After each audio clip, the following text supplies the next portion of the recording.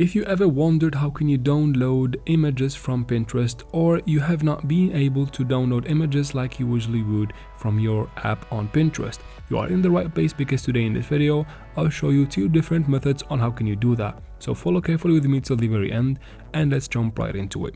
First, head out to your Play Store or App Store, depends on what device you're on, and go to Pinterest and make sure to update the app to the latest version for everything to work properly.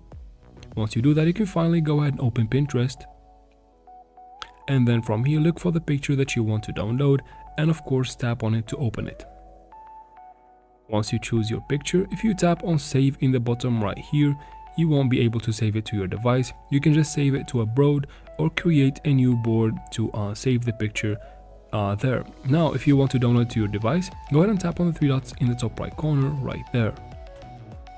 And then from here, go ahead and tap on download image to normally download the image to your device without any problem. Of course, tap on allow right here and the image will be in your device. Now if you're facing problems with that for some reason, I'll show you how can you fix it. Tap right here in the top right corner again, and then this time tap on copy link. So go ahead and copy your link and go to your browser and search for Pinterest image downloader and open the first website. That should be pinterestdownloader.com.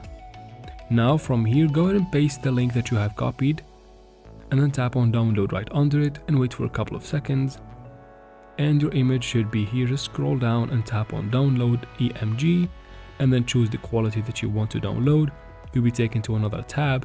Go ahead and long tap on the picture and tap on download image, and just like that the image will be in your device and you can do whatever you want with it. And that is it for this video, guys. Please like and comment down below. If you have any question, leave it in your comment section.